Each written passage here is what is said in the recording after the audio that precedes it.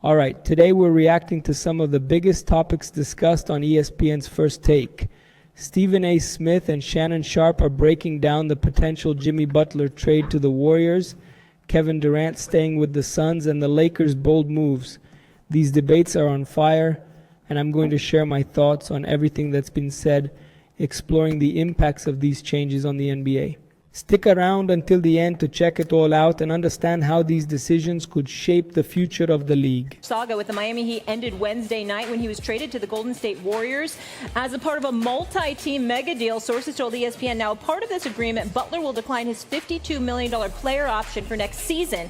He's planning to sign a new 2-year, $111 million deal that carries through the 2026-2027 season. Stephen A., yeah. I'll start with you on this. With the addition of Jimmy Butler, how dangerous is this Warriors team in the West? No more dangerous than they were yesterday. Let's call You're it what not it is. moved. I'm not moved at all. Listen, and that's no knock against Jimmy Butler, but what we're not going to do today is call this a mega deal. It is not a mega deal. The fact of the matter is, if Jimmy Butler had ended up in Phoenix with Kevin Durant and Devin Booker, that would have been a mega deal. But him being in Golden State, you got to understand something. We're accustomed to seeing Steph Curry with Klay Thompson.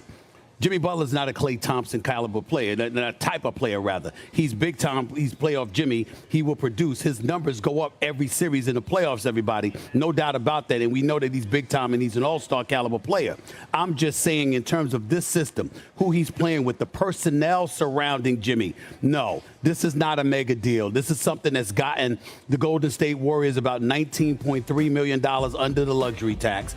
And it's saving them money. It's a business deal. And I think that also you gave away Wiggins. Now, he's a guy that I think you can give away for a box of cookies half the time, because sometimes he shows up and he's a lead. He helped them win a championship a couple of years ago. But on far too many occasions, he is missing in action. He is MIA, which is why it is appropriate that he's heading down to MIA, as in Miami. Oh, my gosh. No. Oh, my goodness. That's a right there. Nice pocket square. Yes, nice pocket square. He said a lot. He did say a lot. He's not moved, and this is a business deal? So, where are you on this? So I looked at our question, what is this, how much better? It just made them more interesting. Now, this is my one caveat on this one, but I have a problem with us just banking on postseason, being able to show up, because at this point, you got to stay healthy long enough to get there, right? Correct. So this team, to me, they gave up 3 guys, you got 1 back. Literally, the numbers and the supporting cast around them, the supporting cast has been something that has been a recurring conversation all season long, right? Yes. You didn't up the ante there. Now, what I will say is if they can figure out a way to finish 6th, avoid the play-in, the 3 of these guys together, Draymond Green, Jimmy Butler, Stephen Curry, we know umpteen playoff wins and experience. If they can manage to get a decent seed by the end of the regular season, avoid the play-in, and match up with a Houston, with a Memphis, I'm going to give them a shot. But other than that, I didn't think this made them a contender. A shot to do what? A shot to slow the pace of the game and make some of those younger teams uncomfortable. Is that how the Warriors want to play? Because you got to realize now he's not going to be the guy like he was in Miami. Right. Everything flows from Steph Curry. It's a move, constant motion. Jimmy, I agree with Stephen A. This doesn't do anything for me. They really wanted Kevin Durant. Kevin Durant wanted no parts of Golden State.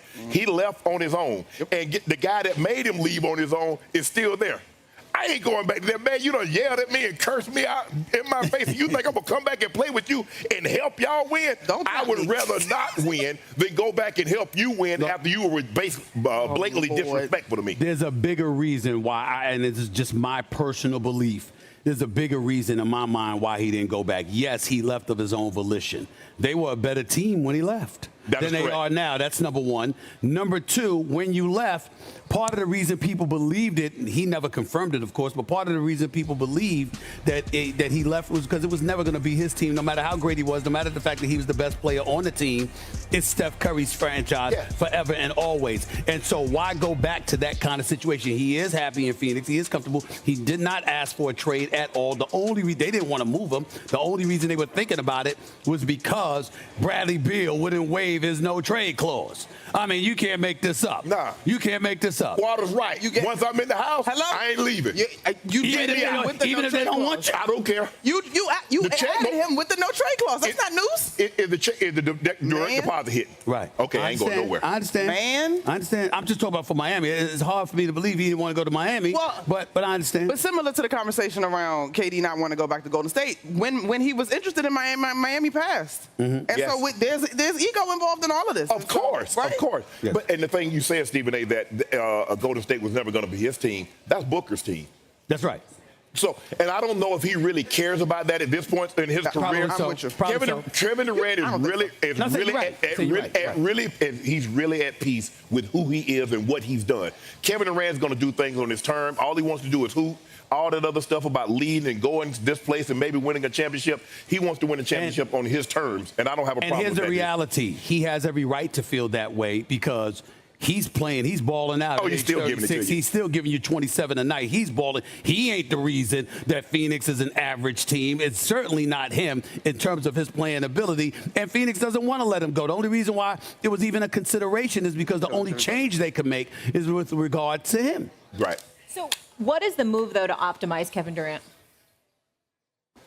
Go to the Lakers. Here you go. Or the Knicks. Or the Knicks. Or the Knicks. Or the Knicks. Don't leave out the Knicks. Where can he go? Where can he go? First of all, Kevin Durant, in my mind, could be a hired mercenary. He can go anywhere, play with anybody. He's going to make that team better, right? Yeah. But if he's going to stay in Phoenix, they added Nick Richards. They got to get that flow going. Remember early in the season, Phoenix was starting to look good. There were conversations about Bud holding them accountable. They like the new culture, all of that. I think that Phoenix needs to add. I don't even know what they can add, honestly. They got to stay healthy. Are you ready for this? Are you ready for this, Monica? It ain't going to happen. Stay healthy? To answer Shannon's question, it ain't going to happen. He could go back to OKC. See what I tell you? He could. I'm saying they have an abundance of assets. Why would he do that? I didn't say he would. I said he wouldn't do it. But I'm saying in terms of somebody that has the assets to get him, they've got young talent. They've got a whole boatload of assets in terms of draft capital. They could give Phoenix a boatload for him. And if he was in OKC with Shai Gilgeous-Alexander, with Chet Holmgren, even with Hartenstein, I mean, my Lord. Yeah, but it ain't going to happen. Okay, that brings me to my next conversation. I'm going to let y'all rock out on football because I'm getting ready to go enjoy myself, get back to the revelry of New Orleans. Yeah, at 8 in the morning. Go ahead. Yes, I sure am because I was not sure. Listen, sure am. The one thing I do think in this conversation, I think we need to go ahead and get comfortable with acknowledging the changing of the guard. Because even if this Warriors team is able to finish 6th or whatever, right? Yeah. We respect them, even Phoenix to a degree. Who's keeping up with exactly who you mentioned? OKC. Nobody. Cleveland at this point. Boston. Like in terms of the stamina and the cadence. Step one for Phoenix to see if they can realize this promise is for them to be healthy enough for a long enough stretch to do something. Yeah, but also you can't have it both ways, Eminem. Tell me, what's both ways? Here's what I mean. You're absolutely right about younger teams changing the guard, Cleveland, Boston, OKC, etc. We can't summarily dismiss Dallas, who just acquired AD. Okay. We can't dismiss Jokic, who's playing all world, playoff time, best of 7 series, and we certainly can't. LeBron James. We cannot dismiss with the new Lakers. Roster, they don't got enough people. The Lakers could be dismissed this season. Y'all can't. Come on now, hold on. Eminem. Luka and LeBron together. I didn't know they would go out and get a big man. I like that cat. I love Mark Williams. I like Mark Williams. They need more than that. I'm saying. Hold up. Didn't we just do a number on y'all in the garden? Relax. With the little 6 guys. We have a 6 player. Shannon. Relax. Shannon, everyone shows up in the garden. There you go. You know it's a stage. That is like, you see Austin Reeves? that is circled on the calendar. Kobe or the Ozark giving it to him. I got to admit, when they picked up Mark Williams last night, I went like this. Damn. Yeah, no. You know, if Luka and LeBron are balling together and you got a big body that's a rim-protected defender, that could go a long way because of the greatness of Luka and LeBron. And Luka ain't doing nothing but eating oatmeal in the morning. Oatmeal and salads. Woo, it's over. Now you know that's a lie. Now you know that's a lie. You know that's a lie.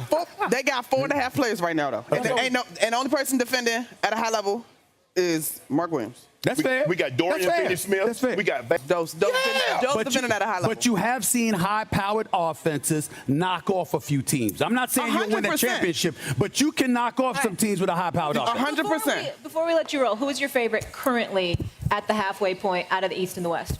OKC.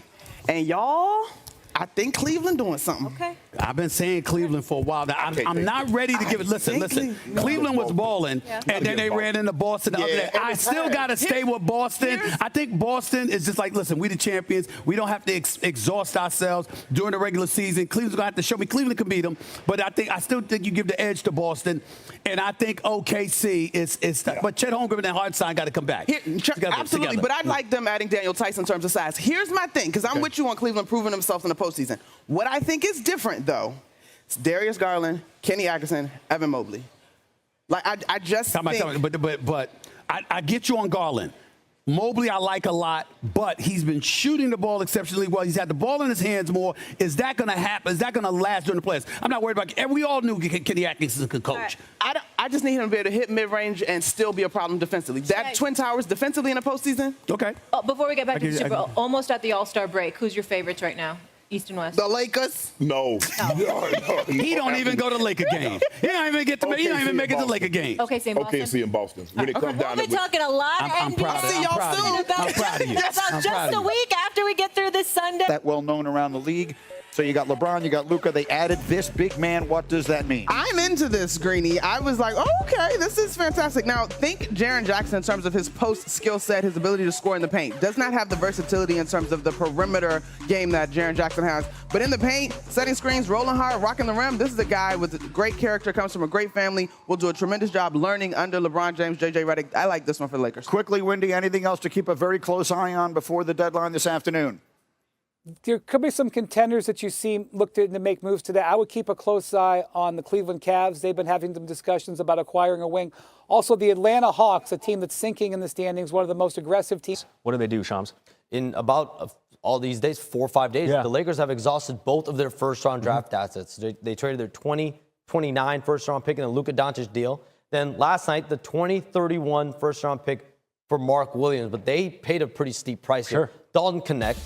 2031 first-round pick, 2030 pick swap, but they really view Mark Williams as the perfect 5. This is someone that Luka Doncic has even signed off on. From my understanding, he thrives, and the big man thrives as well when there's a lob threat, verticality, athleticism, and that's what they view from Mark Williams, a cornerstone type of center, and they have that now in L.A. Dalton Connect was this past June's 17th overall pick, the 23-year-old Mark Williams.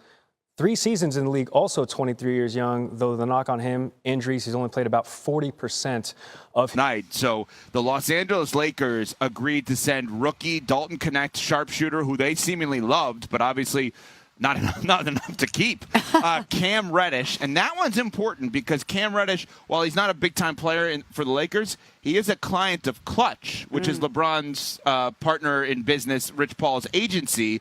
And there was all this speculation for years. Oh, they're never going to get rid of the Clutch guys. The Clutch guys are always there. Well, not so fast. They get rid of Cam Reddish and a 2031 unprotected first-round pick and a 2030 pick swap. So that's an enormous amount to go in another direction for center Mark Williams. Mark Williams is a guy who went to Duke. Mark Williams is a guy who's a 7-footer, a lob threat, who this year averages 16 points and 10 boards. He is a monster on the glass. He is someone that no one would have thought would have been available to even get. And the Lakers, again, what do we always say? Start with a no. The Lakers probably they talked to Luka, supposedly. Luka gave them the list of kind of qualities that he likes in players. Lob threat, big, long center. They're looking around the league and like, why don't we call for this guy who should never be available by way of trade? And the Lakers got him. The Lakers are not only set up for now-ish, but they are big-time set up for the future, like overnight. No doubt. And here's the thing. The Mark Williams move doesn't come without risk. Yes. We know that this guy's had some trouble staying on the court. He's only played in 84 of the possible 212 games through the first 2.5 seasons in the NBA. So that's a part of the issue. I think he's played in 22 games this season. So I see why he was made available by the Charlotte Hornets, but it's a risk that the Lakers had to take because they had such a need at the center position. Remember, Rob Pelinka yesterday, when they introduced Luka Doncic, or 2 days ago when they introduced Luka Doncic, he said it's a very dry trade market when it comes to bigs. Well, he found a young, athletic big with all of the dominant traits that pair well with Luka. And, oh, by the way, we get to put them on the same timeline. Luka's 25 years old. Mark Williams is 23 years old. Yeah. So this is a guy that is going to be a walking double-double, and he's going to give you some rim protection, too, on a defensive end, which is going to be important on any Luka Doncic team because this guy is not a plus defender. So I thought that was important. But the sneaky big part of this trade that a lot of people aren't paying attention to is the fact that both Cam Reddish and Dalton Knecht were in this deal. It's a 2-for-1 deal. So now you open up a roster spot, and the Los Angeles Lakers can be players in the buyout market this season. So a couple of days ago, I wasn't sure what this team could be, but to Evan's credit, he pointed it out. This could be the year that the Lakers go on a sneaky deep playoff run. Yeah. I'm not taking it off the table. I said yesterday that this team had a second-round ceiling. I'm starting to backpedal off of that a little bit. I'm starting you would have never expected this. I'm starting to soften on that a little bit. I didn't see this move coming. How could you? But here's the thing, and here's why it makes so much sense, Ev.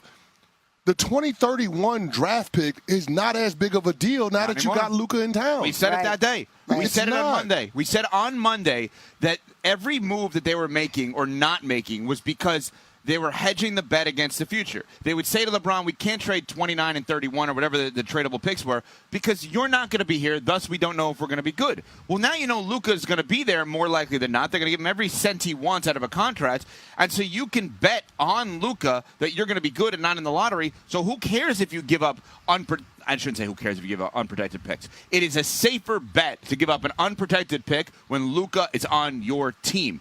And the Los Angeles Lakers and Rob Pelinka, who was destroyed for years with a lot of moves, have made good move after good move. They've had the best week in years. Can't criticize Rob Pelinka anymore. He's been awesome. You know what I love about this, too? The Lakers feel like the Lakers. The fact that they went out and they got one of the biggest stars in the league in Luka and extended their window to win. The fact that they're going out, they're taking these big swings. They're putting the pieces together to fortify themselves to be contenders moving forward. As just somebody who does not have an NBA fandom, as an observer, I like it when the Lakers are good like this. I like it when they're opening their window to win and they're going to be in contention for a time to come. I think it's amazing. And here's the other part, Smalls. A year and a half from now, when you have that 2026 free agency class, LeBron James' salary is coming off the books. So you can then add another star in free agency to pair with Luka Doncic, too. Yeah. So, I mean, it makes sense from every angle you look at it in terms of what Rob Pelinka has done over the last week. And now, all of a sudden, you have to include the Lakers in the conversation of teams that can come out of a closely contested Western Conference. And while, just on the other side of it, while I don't like giving up Mark Williams if you're Charlotte, I think teams around the league, like Charlotte, are looking at Oklahoma City and said, how did they get here? They just stockpiled as many picks as possible, had as much cap room to take in bad contracts. Took on salary that nobody wanted. So Charlotte's basically saying, listen, Mark Williams is good. I don't think there's any doubt that he's good. But Dalton Connect's a rookie and a controllable contract. We get a 2031 pick. If for some reason the Lakers are not good, you could swap picks with them. Like there's all in 2030. They're doing what the Thunder have done, and the Thunder did it to perfection. If you're going to be a mid-major market team, right, this is how you do it. If you're the Lakers, that's not how you do it. If you're the Knicks, that's not how you do it. If you're the Bulls, you extend Lonzo Ball. What? Good for Lonzo Ball, though. Good for him. I'm happy for Lonzo Ball. I mean, I didn't think the Bulls were going to swerve like that. Oh, yes, that was good. That was good. That was a good one. That was good. I can't even hate on him. That was a good one, Smalls. That was a good one. Because it was a swerve. That was a good one. We thought they were going to trade Lonzo, and they extended him. Nuno, you can't I hate be shaking your head. That was good, Nuno. I hate to give you credit, but that was a good one. Thank you. Luka, to the Lakers, what was your initial reaction? We thought Shams was hacked when it came out. What was your initial reaction to that? My initial reaction is I got a text from my homie, same type. He sent it to me. I'm like, it's no way. Like, this is some bullshit. Stop sending me. Excuse my friend. No, this one works. Stop sending me bull, bro. Like, he was like, nah, bro. I really think this is real. So I did a quick little Twitter search and X search, and it was obviously real. What Sean said, but after that, my first thought was, you can't convince me otherwise that Rob Pelinka used to move work back in the day. Bro, this dude can sell salt to a slug, bro. Like, I've never seen this before. Like, And then the leather jacket was just a cherry. The leather jacket was just a cherry on top. Leather jacket with slick hair and all that. Oh, the jacket. Fast and the Furious. Bro. He is a different character, bro, for sure. No, but I think it's brilliant. I think this is something above everybody's head. I think this came from the top, honestly. Yeah. Like, in my opinion. This is good for business. This is good for the Lakers. This is good for branding. This is good for the global market. Stole a little mojo from Super Bowl week. Way to fight back, man. NBA. For real. I guarantee you the ratings will be up after this move and once he's helped. Like, I think this was just a strategic move league-wide. Obviously, I mean, the West just in general has just become that much better just overnight. So I think this is great for basketball. And I believe when the NBA was at its peak, it was because the West was as dominant as it was at that time. So I think we're starting to see that all over. Do you buy the fact that Luka's this narrative about Luka's poor conditioning was a catalyst for this trade being done, or do you feel like it was more so that they didn't want to be on the hook for that Supermax? I wouldn't care if Luka was 350. Like, I mean, this is Luka. Like, we're talking about Luka here. Absolutely. Like, That's what Finney Smith said. Finney Smith said if he was doing all that at 270, maybe I need to be 270. Yeah, like, watch some film. Watch some film. Like if he's doing that with a beer, give him another one. Right? I'm telling you. Fill it up again. Fill it up again. Don't change a goddamn thing if you're Luka. But I mean, this is, they go about it a certain way. If that's how Nico felt, cool. Obviously, I think Nico has a master plan working behind the scenes as well. And I'm not mad at it. Do I think it was an even trade? Absolutely not. But I do think both teams got better from it. Yeah. Obviously, Lakers from a benefit of business-wise, moving the league forward, and also having a replacement with LeBron walking out of the door. So obviously that plan played out perfectly for them.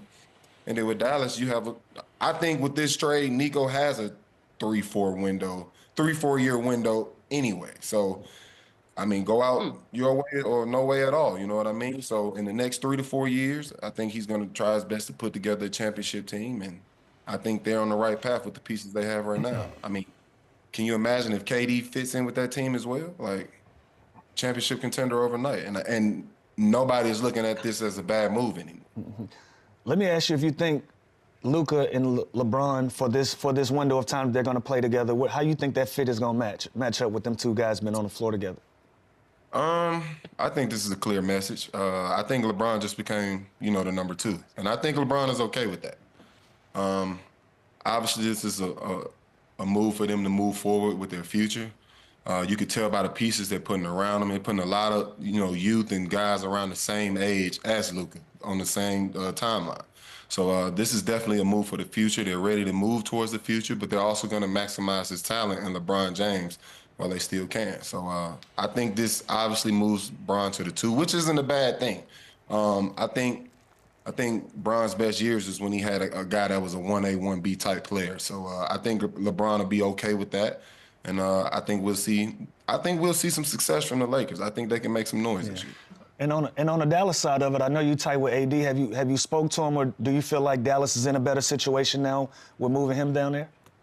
I do. I like the move. I think AD is his best when he's at the 4. I think he's the most comfortable at the 4. I think it brings out his offensive game even more when he's at the 4. Mm-hmm. So I do like the move. Yeah.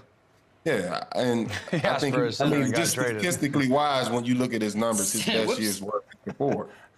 So, I like this move for Dallas. I think they're moving in the right direction as well. Obviously, this is more of a strategic move, and they got rid of a huge talent in Luka. But this is also a great move for them where they are right now. With their timeline of talent. And like I said, a guy like Kevin Durant floating around, like, you just can't ignore that. And he also fits into that mode perfectly. So I don't think the Mavericks are done at the deadline either.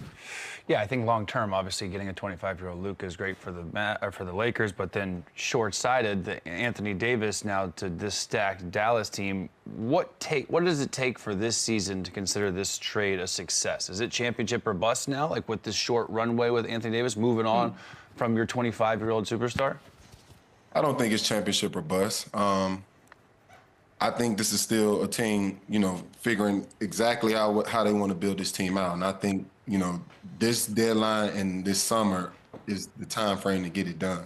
So I think championship or bust will be in the next season. And I think obviously the stuff with Jimmy and Miami, that's different. That's got its own personal reasons. But does a trade like this in Dallas kind of make a player completely lose trust in an organization? If you're a free agent, are you looking at Dallas is kind of scary, man. They'll trade Luka. They'll definitely trade me, or this is just you move on from it? This is part of the business. We've seen scary stories before. We've seen horror stories when it comes to the trade deadline. None this severe, and I think it's this severe because of the level of talent. But we've seen this before, and we know there's no loyalty in this business. Like, I think guys have to change their whole mindset when it comes to coming into the league anyway. It's no such thing as loyalty. That love that they're giving you is because they love you in that moment. Once it's time to do business, that love goes out the window quickly. So once guys realize this is a business from Jump Street, like from the day you walk in, it's business. And with that mindset, I say we start matching the energy. And I think that's a prime example of what you saw from Jimmy Butler. And I think, Boogie, this is good for players all around the league just to see the reaction from fans that sometimes players don't want to be in a certain situation. Sometimes we want to raise. We deserve that. Or front office, they do the same thing. So there's just as much we expect to be professional and on time and do everything we're supposed to do. But then there's not the same dialogue and trust and respect from the front office. So I think it's honestly big picture. I think it's great for players that at least fans and Twitter trolls and everyone else out there, they can see how the business really works. And it goes both ways, is all I'm saying. Like, I think it's people get caught up in players and have to have such a standard. The front office should have even higher standards, in my opinion. I agree. But but Boogie, one thing that the Lakers did when they traded Anthony Davis, the big question mark was, well, where are they going to get some size from? They went out and made another move and going to get a young Mark Williams from the Charlotte Hornets. Were you familiar with his game? Did you like that move for them? Honestly, I wasn't familiar, but once I saw his name go across the ticker, I definitely went and did some research, and I saw that the kid definitely is putting up some numbers this year. He has a lot of talent, and when you picture him next to LeBron and Luka, and obviously we've seen what Luka can do with lob threat type of bigs. This kid has a bright future next to Luka in the long run, and in this moment as well with LeBron. So I think it was a great move for the Lakers. I do think they go out and get another big. I'm thinking more of a veteran big, a Steven Adams type of guy. But this is great young talent, a lot of potential, and this is something I see with them matching him up with Luka in that timeline. The loyalty thing's interesting just because it's so at the front right now of the conversation. But now it's got everyone thinking, there are people in this league that we always thought are untouchable, untradeable, what have you. That changed on Saturday night. Do you think there's anyone left? Is there one guy left in the NBA at this moment that's untradeable? And there is a right answer, obviously, Boogie. So go ahead. Definitely one. There's definitely one. That's one answer. One guy.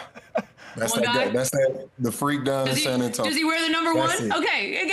Yeah, that's it. Like even Jokic right now, Boogie. Like if OKC puts together a package with Hartenstein, Jalen Williams, I think Denver might take a look. I don't think there's a package for Wemby. No, can't do it. Yeah. Career suicide if you trade Wemby. Oh, can you imagine if you fire that dude, or if you traded that dude? You'll never be around a game of basketball again. Ever. And also, we're not letting him out of San Antonio. But what's crazy, Biggie, is 4 days ago, I think Luka would be in that same boat. Like, I would think Luka, it's crazy, bro. One guy. That's crazy. So quickly that's happened. All right, Boogie's not going. All right, we just finished reacting, and now I want to give you my take on everything that's been said. Look, the NBA moves this year are, without a doubt, some of the most exciting we've seen in a long time. When it comes to trades and star acquisitions, teams are really showing they're ready to do whatever it takes to win a championship.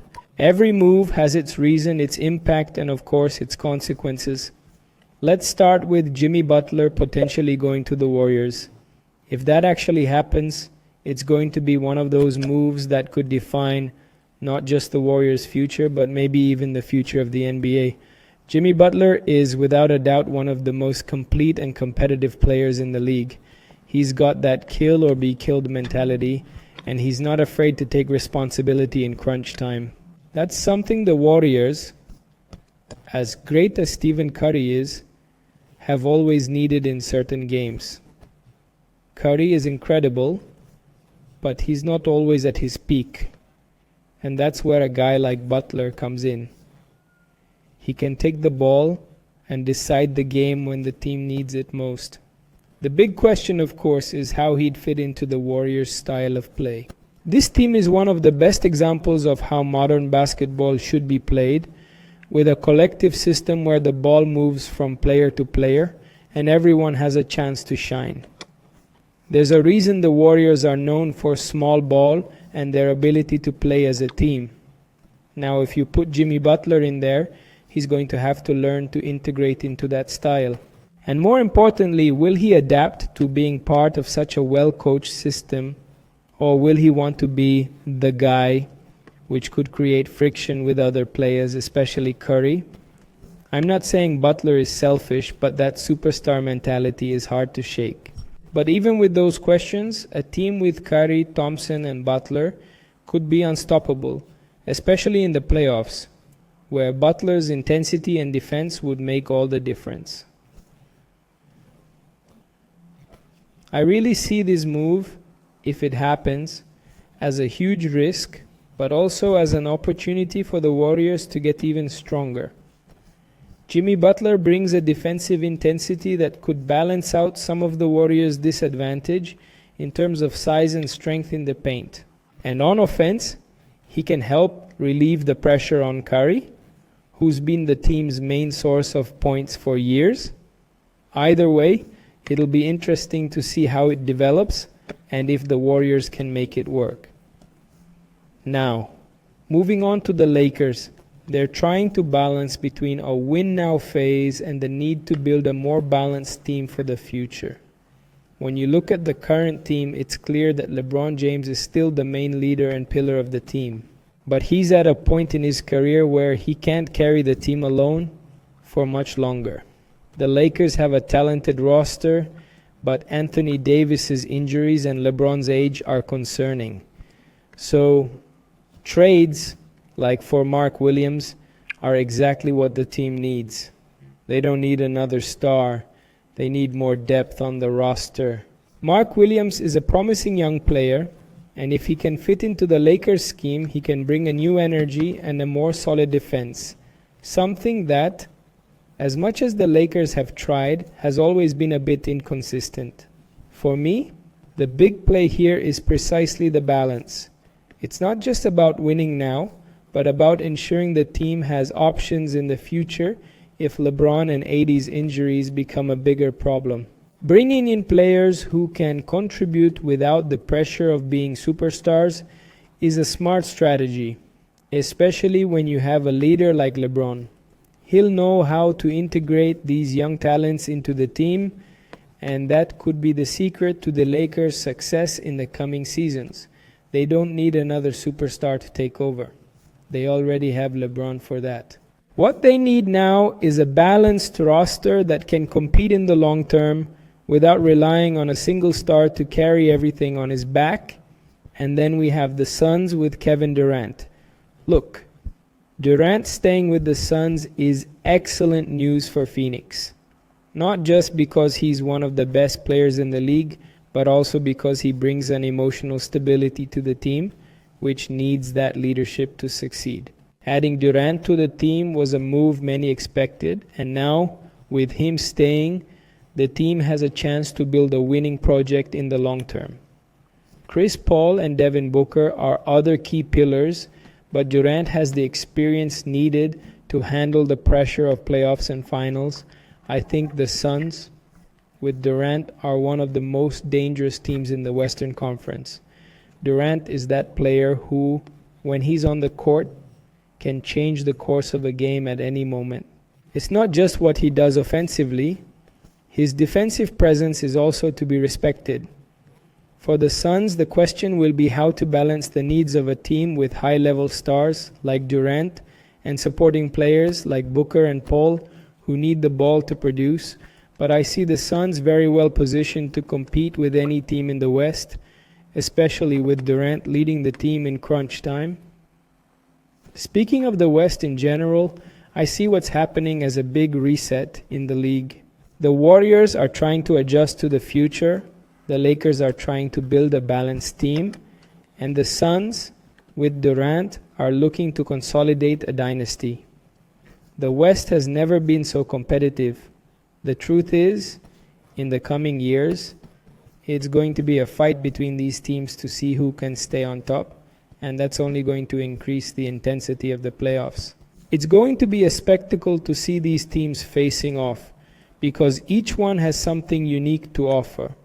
Now regarding the other teams that are trying to establish themselves as favorites, like the Nuggets, they have an incredible roster, but they're going to need more than just talent to win it all. Playoff experience is going to count for a lot, and as talented as the Nuggets are, the question will be how they handle the pressure of the big finals. The same goes for the Warriors, who have the experience, but now they're going to need to adjust their team and style of play. For the Lakers, the balance between experience and youth will be key. I see that the team is on the right track, but they also can't afford to wait too long.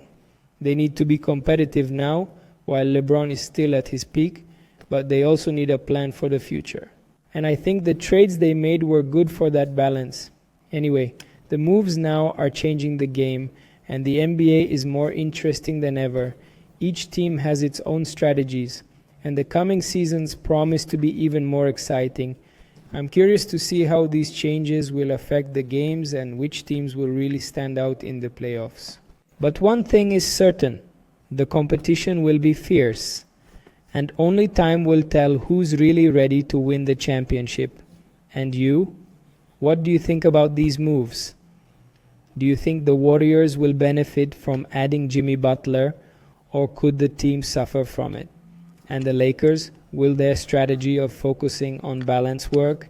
Leave your opinion here in the comments and let's continue the conversation.